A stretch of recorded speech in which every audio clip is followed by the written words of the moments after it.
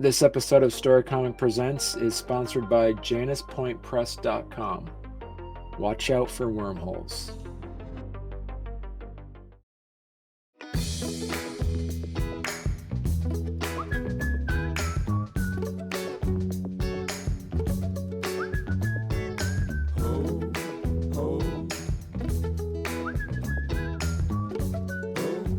Welcome to Storycomic Presents, where we interview amazing storytellers and artists. This is episode 320. I'm your host, Barney Smith of Storycomic.com, and we're honored to have with us the internationally celebrated and award-winning children's book author and illustrator, Ashley Wolff. Perfect Ashley. pronunciation, Barney. Thank you. See? Yeah, look at that. See, and it's exciting to talk to you. And anybody that's actually watching this or listening to this, I guarantee if you have children in your home, I guarantee your bookshelf has one of Ashley's books on the shelf. It's interesting because some of your books started off as, some of them you've illustrated for, some of them you wrote and illustrated for. And also some of them you've done through printmaking, some of them you've done through watercolors. You've also done many different types of illustrations. Mm-hmm. So I started right after I graduated from art school. I went to San Francisco and lived there for a while, but then I really had the yen to put my illustration degree to work. And so I went back to New York and showed some of my printmaking work and other stuff and got my first book contract.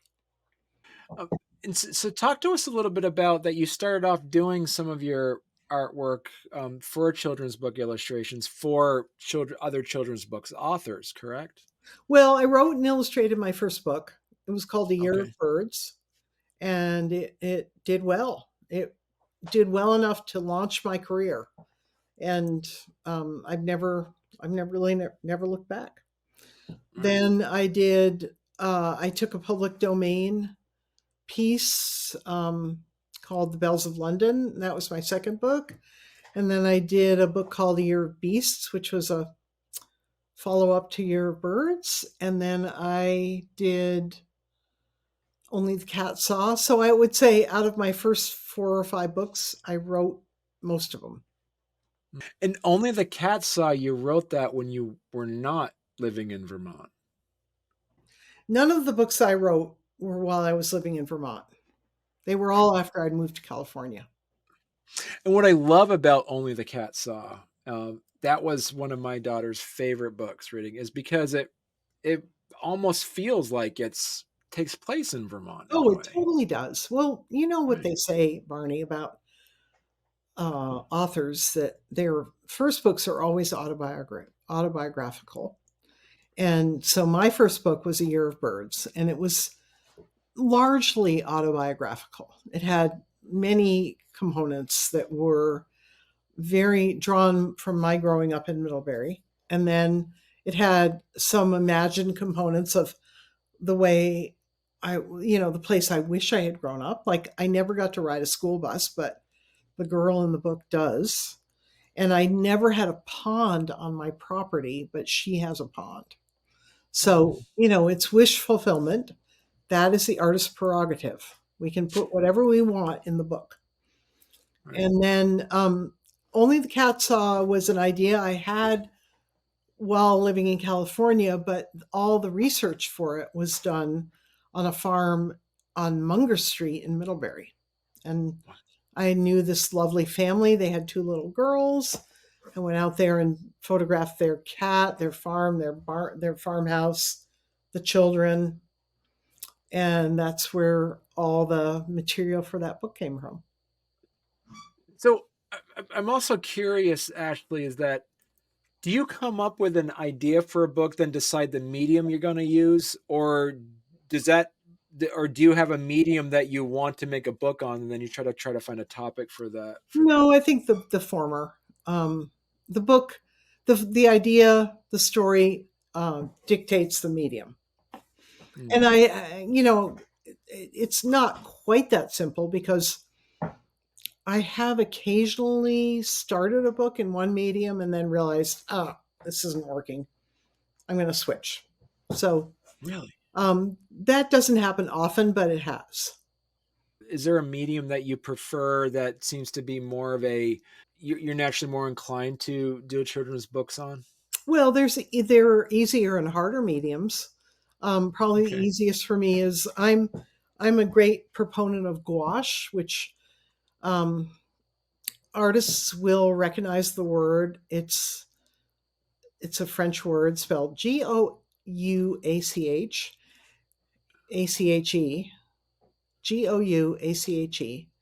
and it's pronounced like a G apostrophe WASH, gouache. And it's watercolor, but it has a lot of pigment in it. So it can be used opaquely, but it can also be used transparently. And I started using it back in the 90s, I think, when I was doing some advertising, surface design work, and bought a set and thought, oh, yeah, I'll just use this opaquely. But then I had it around and I started experimenting with it, and I realized, oh, it's like watercolor, except when you're done, it doesn't wash off the page. And so I'm the proselytizer for gouache for artists because it's really forgiving, has all the same colors as Winsor Newton watercolor, and it's the only paint you'll ever need. So some of the books that you've done, as you mentioned, you've actually wrote and illustrated, and some other ones you are the illustrator for an Yeah. author. I tried to make a living along the way there. Right. And So, mostly the books that I've done for other people have been my most successful books. mm, So I learned a little lesson there, a little fiscal lesson that, like I illustrated Baby Beluga by Raffi back in, I don't know, 1990, 89, mm. still in print, still making royalties. God bless Baby Beluga. So, books, I mean, I don't know, most people don't really understand the economy of books, but if you are lucky enough to have a book that stays in print and continues to sell and sell and sell, you can make royalties every year, and all the work that you did was 30 years ago. Those are physical pictures, right? Those aren't digital. No, I've never worked digitally. I Do mean, you? I should probably, but publishers are really perfectly fine with having you deliver work on paper. Right, They scan it and they kind of enjoy it, I think, as a novelty. right. I have a book, I just sent in a book 2 weeks ago that's all on paper. And yeah, there's one step in between. They're scanning it. But, you know, pixels are meant to be manipulated. And once they're created by scanning, they can be manipulated by the publishers as well as by me. Do you still retain the ownership of those physical illustrations? Yeah, every author does.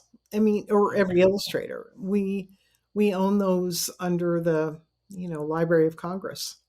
Are you able then, as running almost you running your own business in this sense as an artist, is that you're able to put those out and say like art shows Yeah. or sell those illustrations as well? Yeah, it's funny you should bring that up because I've just been corresponding with a museum in California that has been gifted 3 illustrations that I did back in the 90s, and they're like, "Oh, how are these done? What is the medium? Where are they from?" And I sold a lot of my work back then. Right. And it's become somewhat detached from its original source. And so I've been sending them book covers and, you know, more information about the medium. So that's all to say that now I'm a lot less anxious to sell my work, because I just feel like when a book is broken up, it loses value. Right. Even though, the illustrations aren't always, equally frameable, it's good to keep it together. So Right. that's what I do now. Oh, so you sell them all as like not as individual pieces, but as like a collection then. No, I just keep them. Oh, you just keep them. I'm not trying to profit from them at all at this point. Right. But I Right. am thinking about, posterity, and I'm thinking about places where, you art illustrators and authors can donate artwork to several places around the country. There's a Right. place in Minnesota called the Curlin Collection, which is anxious to acquire everything, like not just artwork, but sketches and sketches and sketches and sketches and letters from your editor and letters from your art director. And those things used to be um, a thing. Like, I did have letters. Now I don't have letters. I don't print out my emails. Mm, So all that discussion is done entirely in cyberspace. But right. um, and then there's a place called the DeGrummond, which is in Mississippi, and I teach children's lit and art and design at Hollins University, which is in Virginia, and they're talking about trying to create an archive. And there's a lot of artwork floating out there, and I don't know where it's going. Mm. I It's grown a lot since I started. Watch out for wormholes, because a good book is a wormhole, whether it's paper or pixels. Explore our artist books and chapbooks, including the winning 2022 Chautauqua Janus Prize Lecture at januspointpress.com. And sign up for news of our upcoming sci-fi, sensual, and literary collection, Event Horizon. This short story collection on cosmic decisions and their impact is written by award-winning author Stephanie Nina Pizzarillos and features comics, prose, photography, and original canvas work by an array of exciting artists. Visit januspointpress.com. So, where have you seen the evolution of the children's books, the world of children's books? Well, I mean, I'm old enough so that when I started, it was I was told that I would have to pre-separate my art. And that was in the early 80s. And I was like, what? I have to designate where the yellow and the red and the blue are going to go, and where the yellow and the red are going to overlap. And I did one spread, and it was awful. And then my small, like, publisher called Dodd Mead finally entered, the laser separation era, and I was saved at the last minute. My book was laser separated. And so that was in 83. Yep. But they were late to the party. So other people had been doing it for a long time before that. And Right. so that happened. And then, I don't know, it was just like a small world. It seemed big to me back then, but it was really small. And laser separation changed everything because, nobody wanted to do that hand separation. So that kind of limited the field of people who wanted to be illustrators. And once that was, no longer an issue, the sky was the limit. You could do anything. Right. So it actually, marked a exponential growth. Plus, the Right. 90s were huge, and there was a lot of money around, and there were a lot of kids being born. All the millennials were being born, and Mm. that drove the children's book industry. Not sure what's happening now. I know that people are there's definitely a baby bust going on right now, and with good reason. If someone's looking at wanting to get into children's book, being a children's book illustrator now, what advice would you give someone who's coming out of art school right now?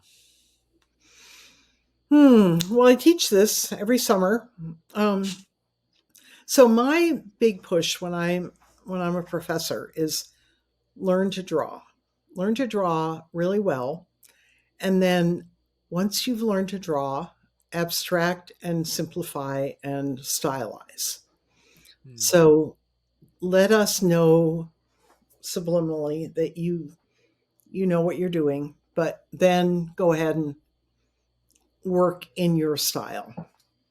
Hmm. And there are people who argue with me and say, "Oh, there's lots of naive styles that just require two dots for a face."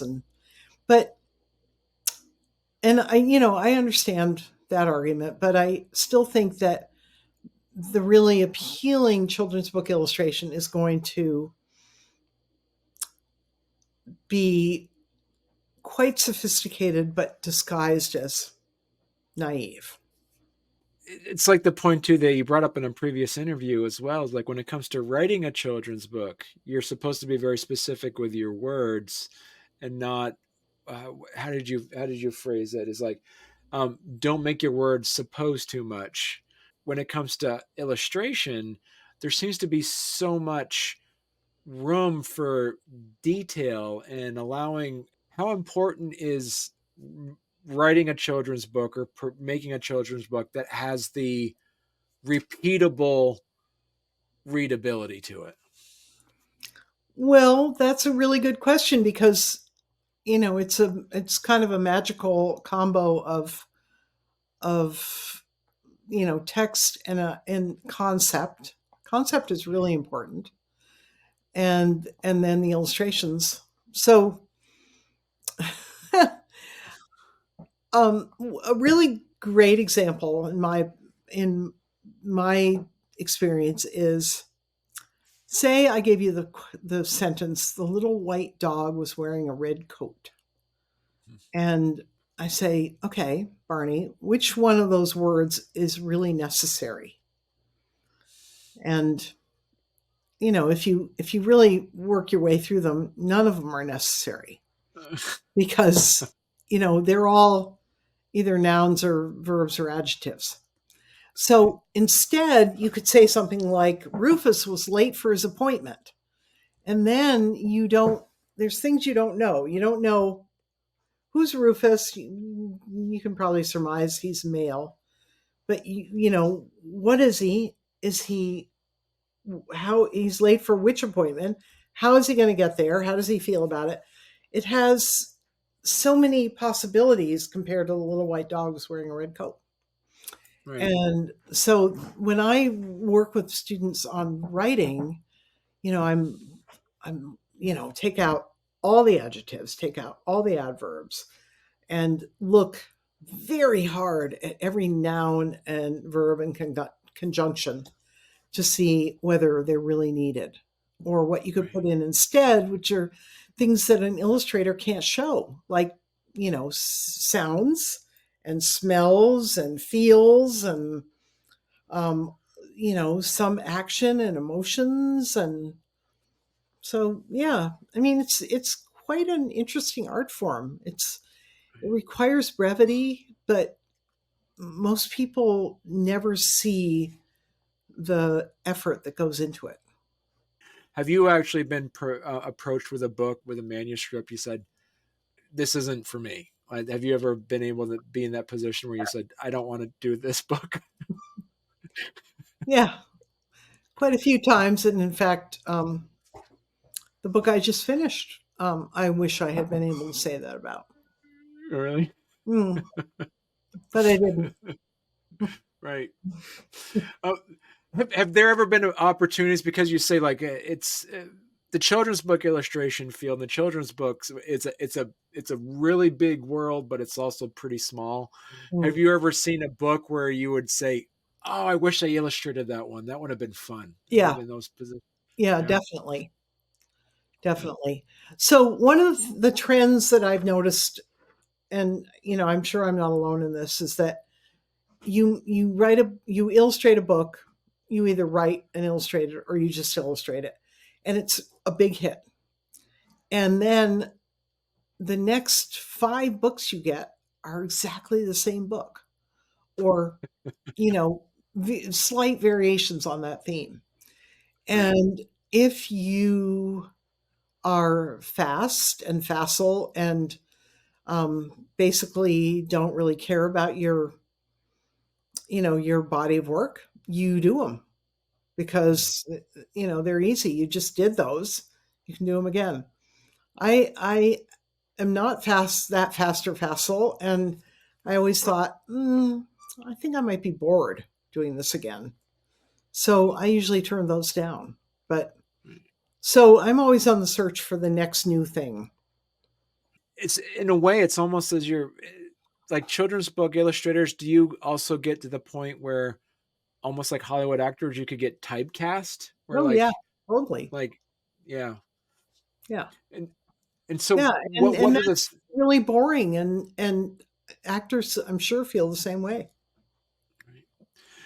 so what are some of the dangers that you've always felt like that you wanted to make sure that you weren't quote unquote typecast as a specific type of illustrator? Oh, cute baby animals. Yeah, I'm really good at those. But I didn't want to do them over and over and over. Um, I so I'm trying to think if I ever. So I got rid of my second agent quite a few years ago, and I think that happens more when you have an agent because Hmm. they're showing your work to art directors, and the art directors know you for a certain style and subject matter, and they say, oh, I've got this manuscript, it would be perfect for this illustrator because look what she's done already. And Hmm. so I got fed up with that back in, I don't know, like 2011, and ditched my agent. And so I've been agentless ever since, and so far so good. Right. So it's almost like kind of like being a free agent in that sense, where you Oh can, yeah, yeah. yeah. And scary. It has the scary parts too. Does this give you a bit more freedom to pursue not a style, but like a genre of children's book that you've always wanted to do as well? Yeah, but I have always done that. So I Right. think I was always a frustration to my agent. I kept certain publishers and editors apart from her. And it's hard for me to describe how the business side of publishing has affected me because it's not my favorite part of it at all. Right. If I could ignore the whole selling book side, I would be such a happy person. And I know that most people feel that way. I think Right. those of us who have success, it's usually an unexpected success. We didn't plan this. If we'd known that this combination of love and daddy and something in the title would be a success, everyone would be doing that. Right. Successes are rare. They're weird, and they are very dependent on what's happening culturally in the world and in parenting and childhood. So who Right. would have predicted Harry Potter? Who would predict Where's Waldo? All these things sort of come out of the blue, and then Right. they blow up and become huge, and then they're gone. Right. And so you never know. I Right. so I never wanted to try to bank on that. I just went my own way and have had some big successes and some big duds. Right. So talk to us a little bit then, Ashley, about like your process. I mean, like, what's the day in the life of Ashley Wolff? How does that work? Well, I've always been self-employed since I was in my 20s. So I my favorite time to work is between about 3 and 9 at night. Wow. Okay. Um, for some reason, mornings are a good time for me to get other stuff done. And then, unfortunately, when you have children, those hours don't work for you at all. They That's when they get home from school, and you have to make dinner and then put them to bed. Right. So so I usually worked from 9 to 1, Wow. and also in the morning. Right. I always lived in a house or an apartment in San Francisco. I had a dog, and I had 2 little boys who went to school, and yeah, I got a lot done. I don't know Right. how. It's the You made ADD. time. It's the Yeah. ADD. You just Yeah. like, if you were to look at my desk right now, Barney, you might be a little shocked because I have a lot of different things going on, Right. and that's normal. I don't sit and work on one project. I have maybe 4 or 5. So Ashley, if people want to, learn more about your books and learn more about you, where's the best place they could go to?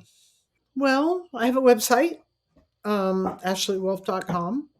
because way back, I snagged that name, and nobody else has wanted it. Imagine. I know. And I am active on Instagram and Facebook, um, although pretty much just for fun. Right. I have an Etsy shop, so I've had that for a long time, and yeah, I sell a lot of stuff through that, mostly prints and not a whole lot of originals, but um, yeah, like that. I'm not super prolific when it comes to publicity. Mm. I don't.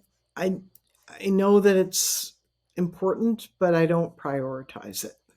Going to your Etsy shop. So it's etsy.com/shop/ Ashley Wolff art. Hmm. You're able to get some amazing pieces of artwork from an award-winning children's book illustrator. Absolutely, for those folks that might have somebody that might appreciate her style of art, this is going to be a great Christmas present. It's amazing. Look at that, and you got a lot of stuff here for sale.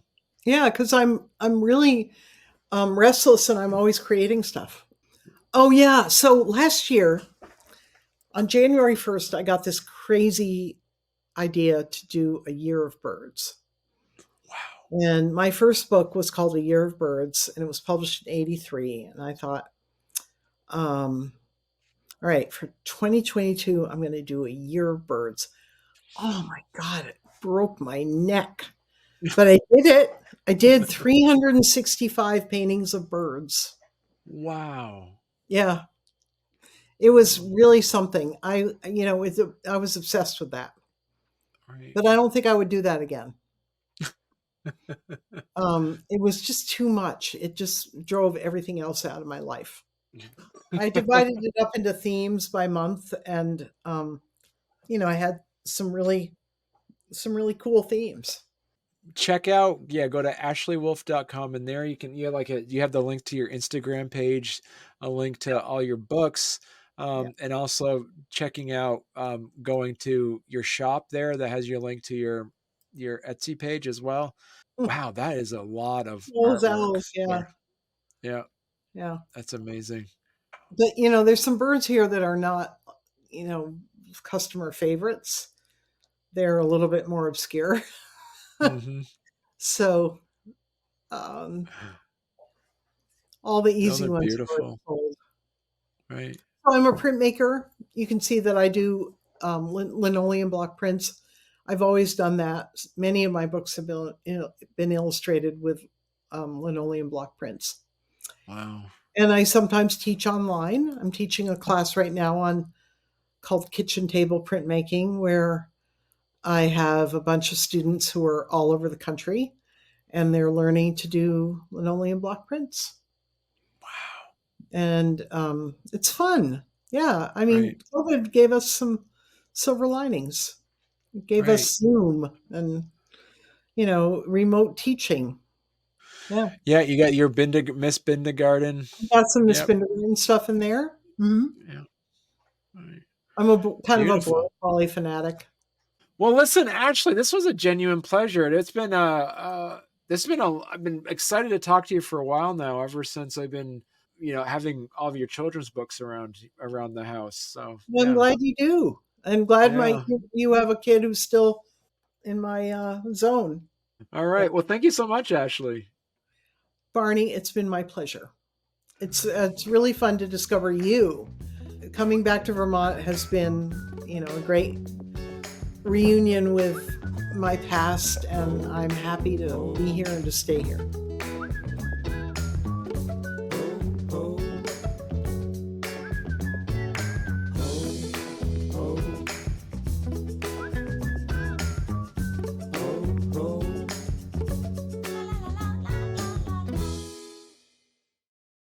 Mm.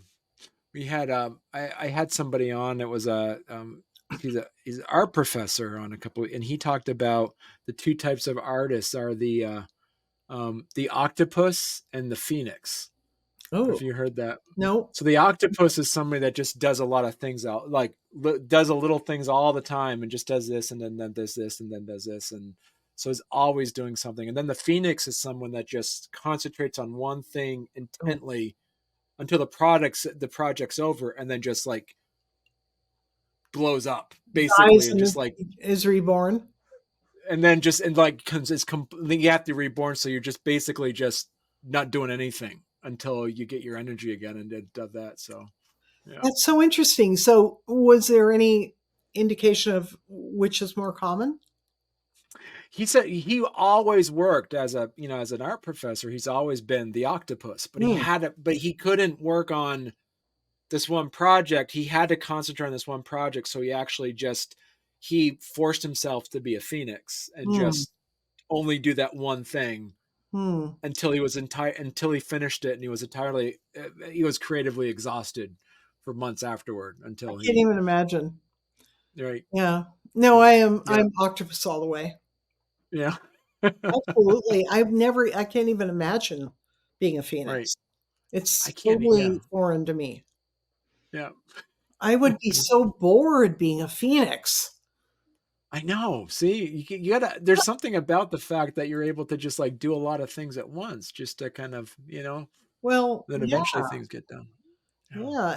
And I do think that it's especially in illustration, it's actually an advantage to be a phoenix because, or at least to have those qualities and be able to be consistent in your style so that everyone can say, oh, yeah, she did that.